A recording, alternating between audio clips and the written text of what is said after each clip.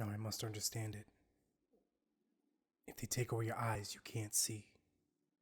If they take away your tongue, you can't taste. If they take away your hands, you can't feel. If they take away your nose, you can't smell.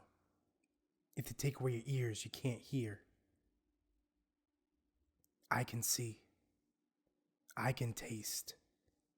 I can feel. I can smell. I can hear. I can't love. By the President of the United States of America. A proclamation. Whereas on the 22nd day of September, A.D. 1862, a proclamation was issued by the President of the United States containing, among other things, the following, to wit, that on the 1st day of January, A.D. 1863, all persons held as slaves within any state or designated part of a state, the people whereof shall then be in rebellion against the United States, shall be then, thenceforward, and forever free. I must understand it. If they take away your legs, you can't walk. If they take away your arms, you can't work. If they take away your head, you can't think. I can walk. I can work. I can think. I can't love. And the executive government of the United States, including the military and naval authority thereof, will recognize and maintain the freedom of such persons, and will do no act or acts to repress such persons, or any of them, in any efforts they may make for their actual freedom. I must understand it. When you are hungry, you eat. When you are thirsty, you drink. When you are tired, you sleep. I will eat. I will drink. I will sleep. I won't love. That the executive will, on the 1st day of January aforesaid, by proclamation, designate the states and parts of states, if any, in which the people thereof, respectively, shall then be in rebellion against the United States, and the fact that any state or the people thereof shall on that day be in good faith represented in the Congress of the United States by members chosen thereto at elections, wherein a majority of the qualified voters of such states shall have participated, shall, in the absence of strong countervailing testimony, be deemed conclusive evidence that such state and the people thereof are not then in rebellion against the United States. I must understand it again. If they take away your soul, you can't go to heaven. I can go to heaven. I can't love.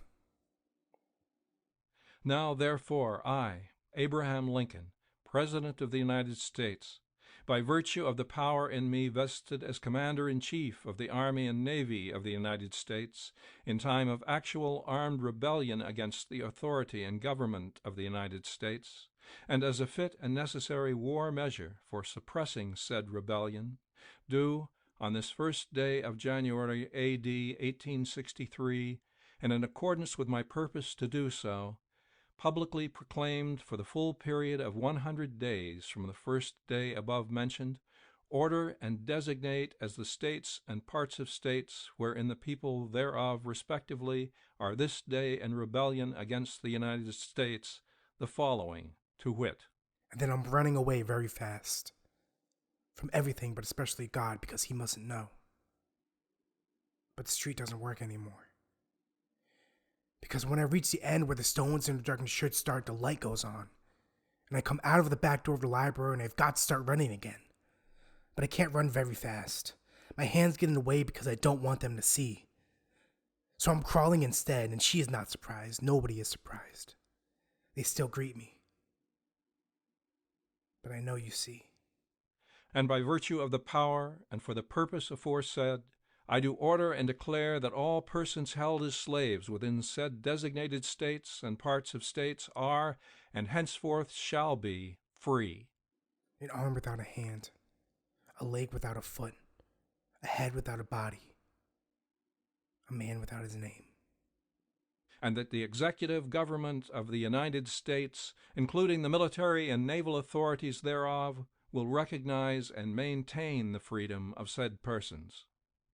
And then I'm sitting just past the lamppost where my shadow always turns into the night, and she asks me, "What do you want?"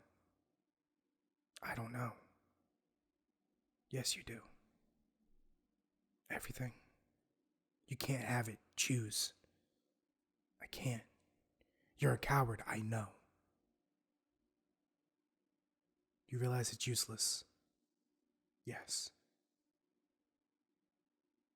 What will you do if they find out about us? I don't know. So she tells me. Nothing. You do nothing. They do it all. Trust them. They know what to do. They find you. They put on the light. They take the picture. They take your name. And then they take you. And I hereby enjoin upon the people so declared to be free, to abstain from all violence, unless in necessary self-defense. And it's a court case. That on the night of January the 12th, 1966, I, who had been made in his image, did lose a part of me. They did it, I say. They dug a hole and buried it. Ask the dogs. And Frida comes in to give evidence. It's very dark. God shines a torch to see what she looks like. Did he have it, he asks. Yes, she says. Then he asks me, why did you let them do it? And I recommend to them that in all case, when allowed, they labor faithfully for reasonable wages. And I further declare and make known that such persons of suitable condition will be received into the armed service of the United States to garrison forts, positions, stations, and other places, and to man vessels of all sorts in said service. And upon this act, sincerely believed to be an act of justice, warranted by the Constitution upon military necessity, I invoke the considerate judgment of mankind and the gracious favor of Almighty God. So I tell God I don't smoke, I don't drink, I know the price of bread. But he says it makes no difference, that he wants back what is left. And I start to give him the other parts. I give him my feet and my legs. I give him my head and body. I give him my arms until at last there is nothing left, just my hands. And they are empty. But he takes them back too. And then there is only the emptiness left. But he doesn't want that, because it's me. It's all that is left of me. They arrested all the same. Now I'm here. There is nothing here. They can't interfere with God anymore. No peace! No peace! No justice! No peace!